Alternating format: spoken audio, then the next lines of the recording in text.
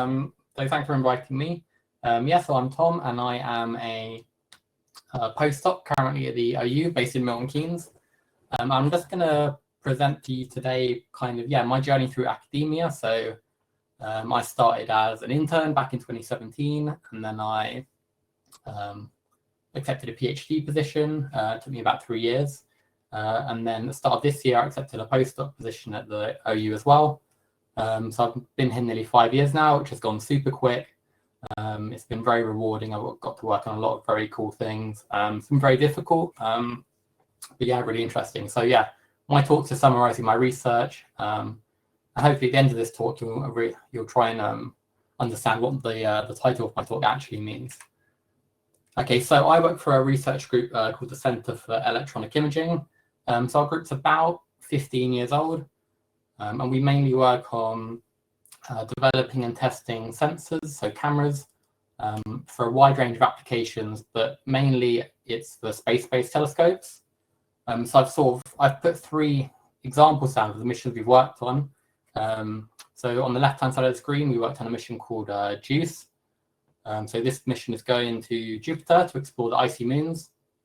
So we worked on the Janus camera, which is an optical camera, an optical CMOS camera, and that is launching next year, which is very exciting. And then we've also worked on another optical mission, but using CCDs instead, which is another type of camera. So this one is it's called Euclid. It's in the bottom here. This is a picture of the whole spacecraft. So Euclid's looking at what's called dark matter and dark energy in the universe and how it's distributed. And Euclid's also launching next year. So yeah, next year is looking to be a very busy year for us. And then finally, one you've probably heard of called Gaia. So Gaia launched before I joined the group, actually, back in 2015. And I think we worked on Gaia for about 6 years in total. So Gaia is another optical CCD mission. And it's mapping the billion brightest objects in the universe. And it's still doing amazing science. We will do for many more years to come. And so those are sort of 3 missions that we work on as a group. But the projects I've worked on so far, so Tracy mentioned SMILE at the beginning of the talk. So I started my internship back in 2017 working on SMILE as a sort of a research assistant, just doing some data analysis. And then technically I actually accepted a PhD position on a mission called Roman, but then my boss encouraged me or twisted my arm a little bit, and I actually did a PhD on SMILE instead. So because I did my internship working on the SMILE mission, I thought it's really interesting and I'd like to carry on and do my PhD in that mission. So I've spent sort of 4 years working on SMILE now. And then after my PhD finished, my internship finished and my PhD finished, I sort of moved on to another mission called the Roman Space Telescope, which is looking for exoplanets. So there's planets outside of our solar system. Very exciting mission launching in 2025, I think. There's a picture of it down here in the middle. And then very recently, I've moved on to working on another mission called Theseus, which is technically it's actually been deselected now. So essentially, what that means is the mission was sort of up against a bunch of other missions to compete for funding. And it was actually beaten by a mission going to, I think it was Jupiter or Venus. I can't remember exactly, but I'm sure Theseus will sort of go back into the mixing pot in a few years. It's a very interesting mission, and it's looking for gamma ray bursts in the night sky. So it has a big camera on it, and essentially when it sees a gamma ray burst, the telescope will quickly point to it and basically take some amazing images of it. And so those are the 3 projects I've worked on and are still working on. So I mentioned our group works on just detectors. So they're actually like quite a small, physically, they're quite a small part of the spacecraft. So this is what the SMILE spacecraft looks like. So you can see there are actually 4 instruments on SMILE. So we've got 2 cameras. So we've got an X-ray camera here and an ultraviolet camera here. And there's 2 other instruments. But our work really just focuses on, if you just take one instrument, for example, so the soft X-ray camera, this is sort of an expanded CAD image of it. And what we work on is sort of behind this gray shield here, and this is a door. So the X-ray detectors are in sort of inside the spacecraft. And although what we're working on is, yeah, like I said, it's a very small part of the spacecraft. This is sort of the part of the spacecraft that actually collects the data that the scientists will look at. So understanding how the cameras perform when they're in space is very important. So we do work on the cameras on these instruments, and what we mainly do with regard to the cameras is looking at radiation damage. So when the spacecraft, the camera is in orbit, space is a very radiation harsh environment. So particularly charge coupled devices, which is a type of camera that's been used for many years, they are quite susceptible to radiation damage, and it can hurt the performance of these cameras quite a lot. So the Hubble Space Telescope, XMM Newton, quite famous space telescopes have had this problem.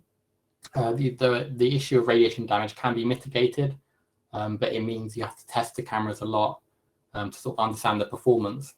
And just a quick demonstration of, okay, so when the cameras get damaged, what do the images actually look like? So this is an image from the Hubble Space Telescope. So on the right is, let's say, a picture of just the sky. So these could be stars, for example, could be a galaxy here. So when you put this camera in orbit and it accumulates radiation damage over time, what you'll see is it sort of looks like, imagine you have like a wet painting and you just sort of smear the paint over the painting.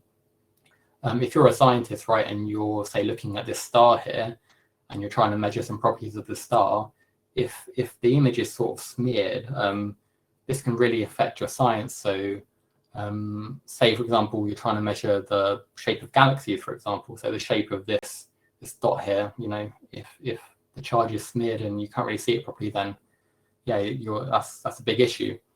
So what we try and do is understand this damage and then try and correct for it. So that's sort of what I did on the SMILE mission. But taking just a step back, so the SMILE mission is really it's looking at space weather, essentially. So we started working on SMILE back in 2016, and work is still ongoing. So the SMILE mission is quite unique because it is a collaboration between ESA, so that's the European Space Agency, and the Chinese Space Agency. So each of those two space agencies are responsible for two of the instruments on board. So I particularly work on the soft X-ray camera. So the cartoon I've sort of done down here is, it sort of describes what SMILE will do. So we've got the sun on the left and we have the Earth on the right. So the Earth has this magnetic field around it, which is sort of warped by the sun. So solar wind from the sun moves towards the Earth. It sort of hits the magnetic field, and the solar wind interacts with this magnetic field, and it causes X-ray emission. So SMILE will orbit the Earth and it will image these X-rays. So that is this sort of red triangle is just a depiction of what the soft X-ray imager will look at.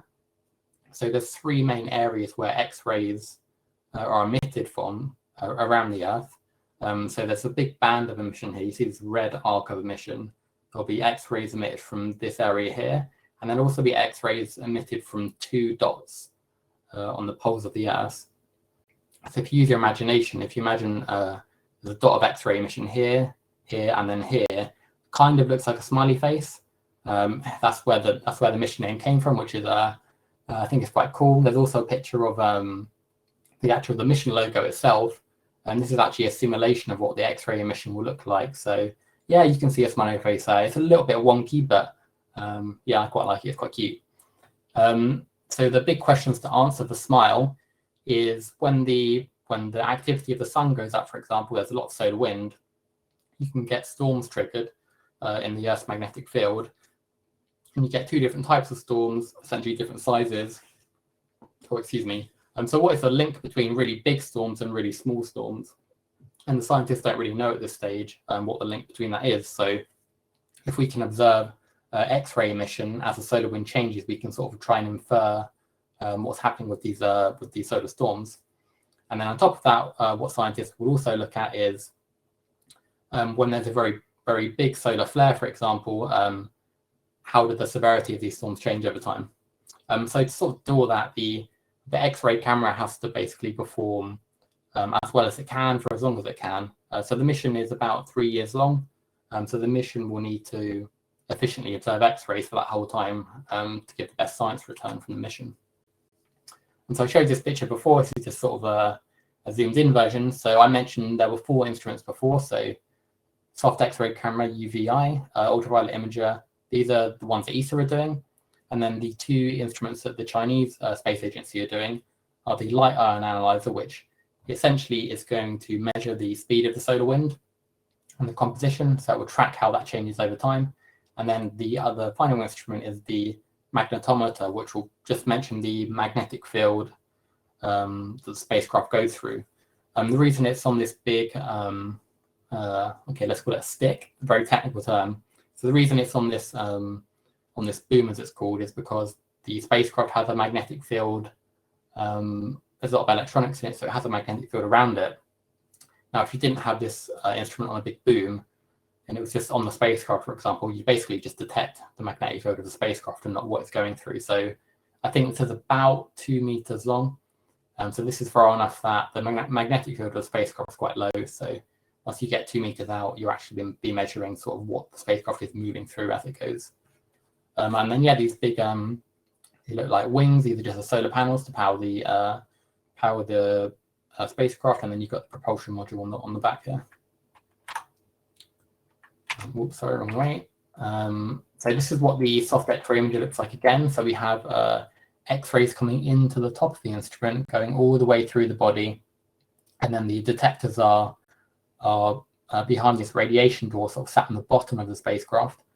We've got a bunch of other things that are very important, but I won't really go into. So we've got the electronics box on the bottom that controls the camera and how we take images. We have a radiator to ensure the temperature of the detectors is stable.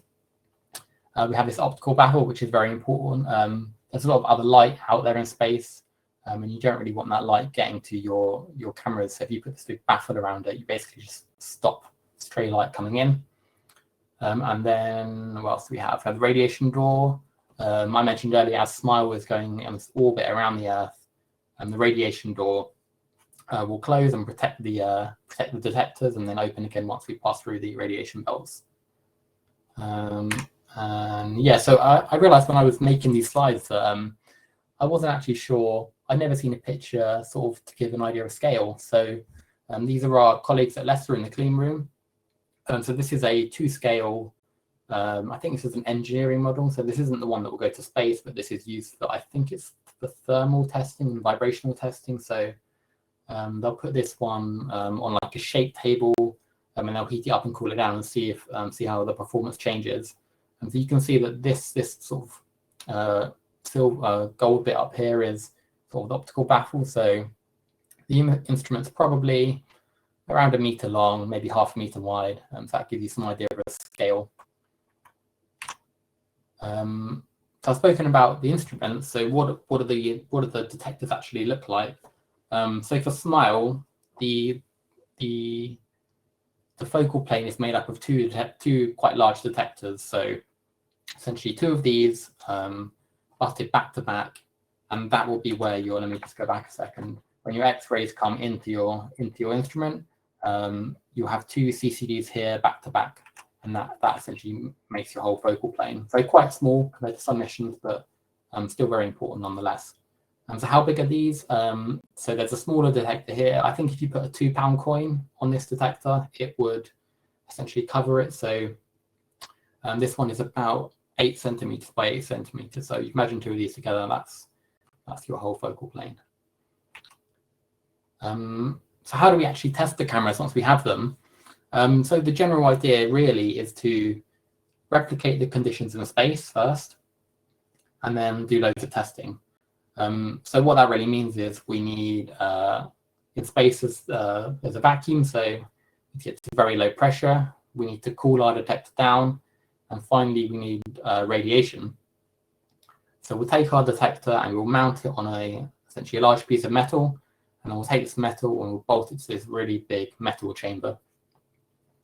And you can see in this image, this is just from the lab. There's this red box here, which is attached to the chamber. And when you turn this vacuum pump on, all of the air is basically pumped out of this chamber. and you get to very low pressures, just like you're in space. So that's the pressure.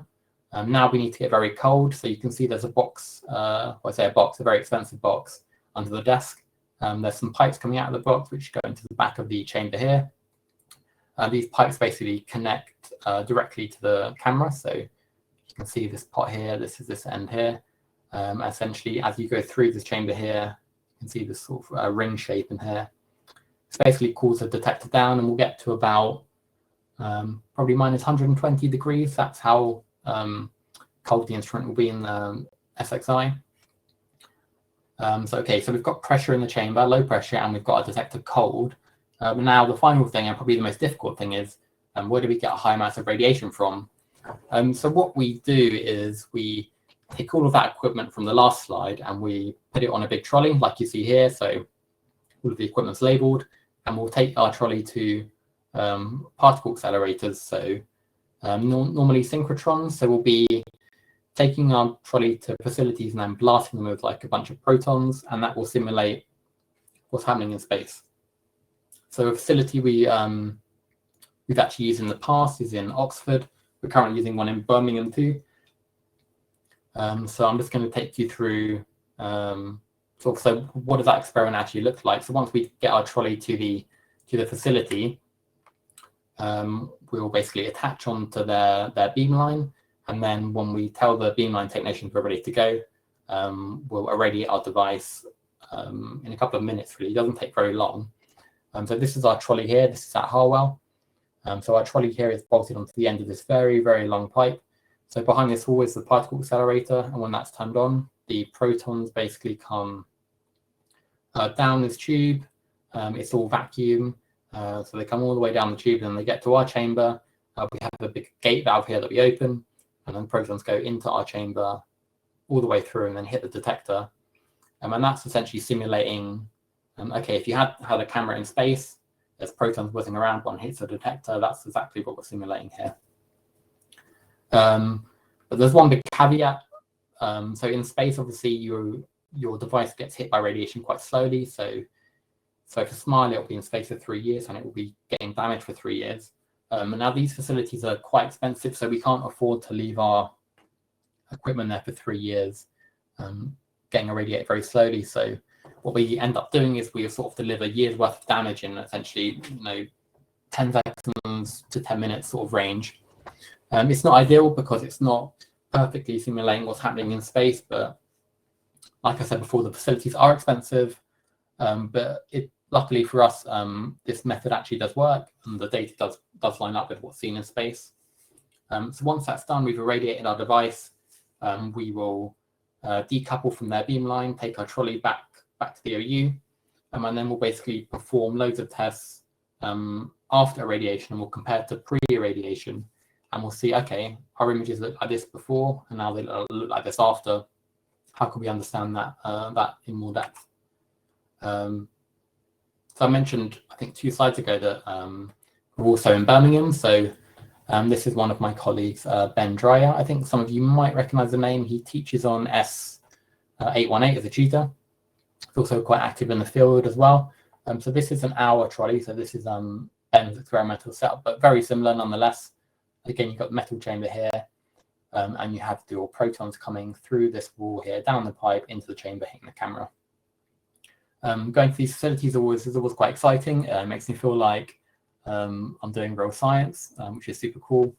There's inevitably cables everywhere. I've never been to a facility where it's tidy, but the facilities are also, they always give great performance, and we like going to Birmingham. It's relatively close as well. So easy to get to. And then so I've got a video I'm going to play you. Hopefully it'll work. All right, so this is so when you actually irradiate your camera, there's a lot of sort of safety features in place. So obviously when you're irradiating, you can't be in the beam line. It's basically entombed in like these walls are very thick. You can see the blocks here of concrete just for safety. There's this massive door that comes and these rollers that comes in and out, which is pretty cool. So the protons really won't ever get out of your chamber. This is just an additional safety thing that I thought would make quite a cool video. So that's what Birmingham looks like. And then, so what have I done in my work? So I was working on SMILE, and I was looking at how the radiation affects the cameras and how that really affects the performance of the mission. So the first thing I looked at was, so when SMILE was going around the Earth like this, the temperature of the camera is changing slightly over time. And what that does is it essentially affects the performance of the camera quite a lot. But from my testing, what we saw is that although the temperature changes by about 10 degrees in this orbit, this doesn't actually affect the science at all, which is great. So great for SMILE and great for future missions that might do this as well. Another thing we saw is that after we irradiated our cameras, we saw that the device performance was quite unstable for about a week. I think for SMILE, this isn't that important, but it's from a purely scientific point of view, there's definitely some things to look at in more depth. And then finally, some of the modeling I did essentially showed that there was this way they were going to take images when they go around the Earth. And it was found that that method really didn't offer that much performance benefit. So that operation mode was actually essentially binned, and that effort was going to be redistributed to some more activities to try and make the science output a little bit higher. So that was sort of a very quick overview of what I've done on SMILE with regards to radiation damage. But another thing that I've just put a couple of slides in because I think it's really interesting is about micrometeoroids. So in space, radiation is quite a big hazard, but also micrometeoroids, they travel very fast in space, about 15 kilometers per second, and they can cause a significant amount of damage. So I found this picture on, I think it was the ESA website. This is a satellite, and you can see the solar panels out here. So these are two images taken, just random images taken. You can see this sort of huge divot in the solar panel. So this divot's probably like centimeters across. So it's a massive crater that's most likely due to a micrometeoroid. So you can imagine if on SMILE, on the camera on SMILE, our detector's at 8 centimeters by 8 centimeters. If this happens to a camera, which it could because the cameras are exposed to space, that would basically kill the instrument right then and there, pretty much. So we need to sort of try and understand the potential damage that can happen. So the way we're doing this again is we're trying to simulate what happens in space, but in the lab. So what we'll be doing is taking a camera like the one I showed earlier, so quite a large detector, and we'll be putting it on what's called a Van de Graaff generator, and we'll be accelerating very fine dust, very similar size to what you find in space, basically into the camera, and we'll see how the performance changes over time. Now, the damage we're expecting is not, if we're hit by a particle that causes this much damage, then will that be very bad? It's very unlikely to get a crater this size. But for smaller particles that are probably more abundant, how many pixels are going to be damaged by this? Is it going to severely affect our science return? That's something that we don't really know the answer to at this point.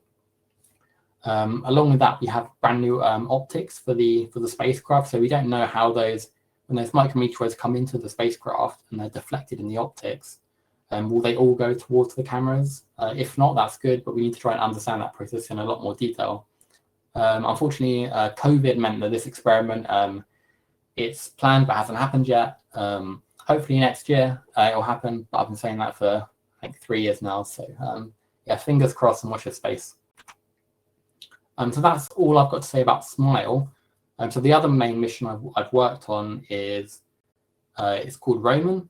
It's also a CCD mission, but it's actually not looking at X-rays, looking at optical light instead. So Roman has 2 cameras. It has a visible and near-infrared camera. That's the one I'm not working on. The other instrument is called a coronagraph. And what the coronagraph is going to do on Roman is it's going to complete exoplanet surveys of the sky. So it's going to try and directly detect very distant exoplanets in the sky. And the way it's going to do this is using a very new, or using very state-of-the-art, something called starlight suppression technology, which I'm going to explain hopefully clearly right now. So the way exoplanets are usually detected in a lot of missions currently is sort of using what's called indirect detection methods. So this isn't imaging the planet directly, but sort of inferring that there might be an object there based upon the images you take. And so on the left here, so this is called the called the transit method. So what you'll essentially do is you'll take your camera, point it at a star, and you'll observe the brightness of that star over time. Now, if there's a planet orbiting the star, this brightness will drop, and then it will go back up once the transiting planet is not in front of the star anymore. Now, if that planet continues to orbit the star, you'll see this drop in brightness, and it'll happen periodically as it orbits constant. So what you can essentially say is you can just infer, okay, we think there's an object orbiting this planet. It must be a star. So you haven't actually imaged this planet directly. You've just sort of inferred it from this line going down and coming back up many times. So the other method is using it's called gravitational microlensing, and what that does is it essentially, without going into too much detail, it doesn't image the planet directly again. It just infers the planets there from looking at the distortion of light due to gravity. But again, it doesn't take images of the exoplanet directly, which is what we want. Okay, so why can't you just take a picture of the exoplanet directly? So the reason why you can't do that is because stars can be very bright, exoplanets can be very dim. So for a typical planet and a star, there might be 1 billion times difference in the brightness between the two. So imagine, so just look at this diagram here. So imagine you had a star with some brightness. The planet would be significantly dimmer than the star. So if you have a camera and you're pointing at the star and the planet, how are you going to see an object that's 1 billion times dimmer than the star? Well, you're not. That's the really short of it. So what can you do if there's so much starlight? What you can do is, so the coronagraph technology comes in. You can essentially block out the starlight using quite complicated optics and mirrors. So if you filter that starlight out, and you're left with the very dim exoplanet signal. So essentially what that looks like is on an image, there'll be this sort of mask placed over the center of the image, and that you'll line that up with where your star is. And then all the starlight's blocked. So then the objects around that would be very dim and essentially blocked, they're now visible. And then once that starlight's blocked, your camera comes into play, and now you can, okay, we can actually, now this starlight's gone, we can actually try and image these directly. So that's where we come in again for the cameras. So although you can block out a lot of the starlight, those the very dim exoplanets, they're still dim, so you still need a very good detector to be able to do that. So this is where something called an EMCCD comes in, and this is a type of camera that's specifically suited to imaging very dim objects. So again, they look like sort of some of the cameras I showed previously. So down here, there's a selection of all the ones that were used by the person who worked on this project before me. So these were taken to facilities like Birmingham and Harwell. They were irradiated and they were tested. And essentially, you could see whether or not, okay, if they've been in space for 2 or 3 years, can the scientists still see exoplanets in the images? So after all that work happened, another device was made that was essentially more. There's an image of them two down here. So this is an older camera, and this is a new camera. So the newer camera is what's called, it's more radiation hard. So when it's in space for 4, 5, 6 years, it can tolerate a higher level of radiation, but you can still see those very dim exoplanets. So the current work I was doing this year, I think in the first 4 months of this year, I was helping to assemble a brand new camera system that can test these new cameras. So you can see the top image on the left here. This is the CAD design, this new chamber and camera. And then in the middle here, this is me. I think I was pretending to work in this photo, but I was dressed up in these robes because all this work was happening in a clean room. So we were trying to keep our cameras and vacuum chamber as clean as possible, and when we're doing the testing. And then on the top right here, this is basically the real version of this CAD drawing. So you can see we've got a brand new chamber here with our camera mounted, and then we'll put this on a chamber and start testing. A couple more pictures. So this is this brand new chamber we built to test the new cameras. So if you take off this piece of metal here and look in, you can see you've got your This is your piece of metal that you bolt your camera onto, so you can cool it down. And then you can see this is when I've mounted so I've taken off this piece of metal here at the back and I've mounted the camera inside. And then I'll put back on this piece of metal at the front, and then we'll start the testing. So the future work, we're going to be taking delivery from these new cameras this year. Hopefully in the next 2 weeks, they'll be coming from NASA over at the Jet Propulsion Lab. So NASA will be expecting us to sort of characterize the performance of this brand new detector and essentially tell them sort of how many exoplanets they'll be able to see for the 6-year mission. I think it's 6 years. And in that work, what it will also involve is taking these detectors to a radiation facility. So there's actually one in Switzerland that has the proton energy we need. So again, we'll be irradiating them, testing them, then optimizing them to try and get the most out of the 6-year science mission. And then also we'll be sort of simulating their performance sort of on a computer to try and optimize how our time spent in the lab. So these activities can be quite time consuming. So we can use sort of computers to simulate the performance and then try and target our effort in the lab. So that was really all I had to say. So yes, thanks for listening. Hopefully you know a bit about SMILE and about Roman. So yeah, if anyone has any questions,